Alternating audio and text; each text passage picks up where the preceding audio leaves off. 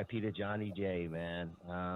You mentioned KRAZY D. We've talked about him in the past. We might as well bring him up since you brought him up. For anyone who doesn't know who KRAZY D is, I guess the best way I can explain it is if you look at N.W.A.'s first album, N.W.A. and the Posse, he's the Latino dude on on the ground, or whatever, on it with the, I think he has a 40 ounce and like a gun or something. There's some gun necklace or something along those lines. But KRAZY D, man, talk to us about that. KRAZY Motherfucker D. deserved every letter of his name. KRAZY D. He wasn't no bullshit.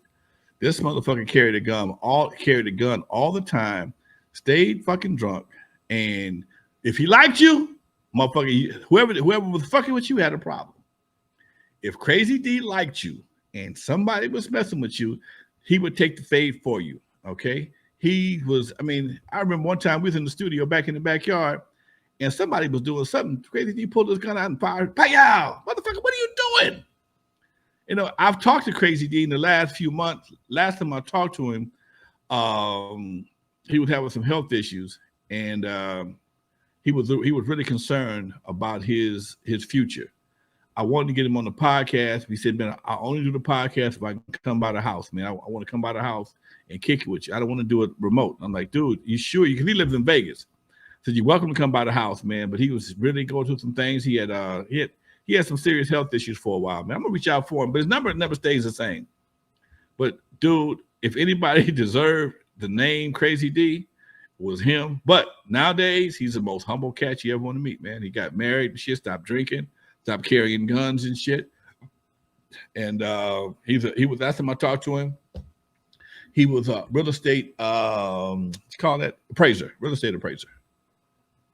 Yes, sir. So things change, man. Things definitely change. Nice. That's going to be a bucket list item when we're able to get him on the show. Was he a rapper or was he just part of the entourage? He was all the above. What his role was? I know he was on a couple NWA songs where he played the Mexican yeah, dude in a couple NWA songs. And he played. We did a song called "Funky Chicken," and Dre did a song called "Funky Chicken." And at the end of the thing, they talk about the chicken. He said, man, what about El Pollo Loco, man? That's a good chicken, man. That's good. And Shakespeare, get the fuck out of that Mexican chicken, man. It was funny as shit. It was funny as, no, man, El Pollo Loco is good chicken, man. He was straight essay on this, man. That shit was hilarious. Record never came out, but it just was something we had put together back in the studio, and they were just fucking around one day, man. It was really an interesting project, put it that way. Damn.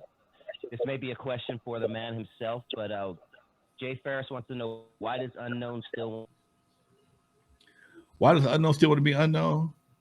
Man, dude, if I can answer that, why does he still want to hide his face? If I can answer that question, I probably would be a multi-millionaire. If I got a nickel for every person that asked me that question, dude, I don't know, man. I don't know.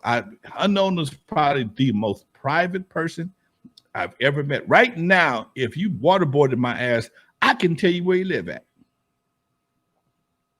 If you waterboarded me right now like the CIA, I could not tell you where he lives at. If you put my nuts in an electric vice or some electric charge, I could not tell you how he make his money. I don't know.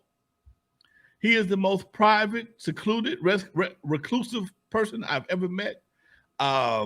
He won't do interviews. He don't do. He was in my documentary, but we had to blank him out like he was in witness protection shit. You know, that's just his thing, man. And I remember one time I gave an interviewer his phone number. Man, he was pissed, like I gave it to his ex-wife or some shit, ex-girlfriend. Man, why don't we get my number? Dude, it's it's so. I don't care, And then what pissed me off with him sometime.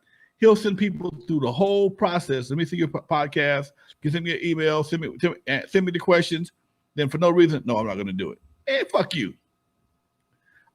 That pisses me off. I've had people. I call people. Hey, man, I know they want to interview you. All right, tell them to send me the questions. They send them the questions.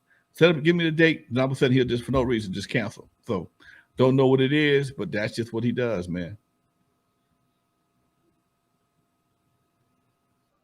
Yeah, you're probably one of the only people with actual audio footage, face-wise, but you know, Unknown has been on the show several times, so that's I think that's kind of cool that we're probably one of the only ones who have any Unknown, you know, audio. We used to do a podcast together.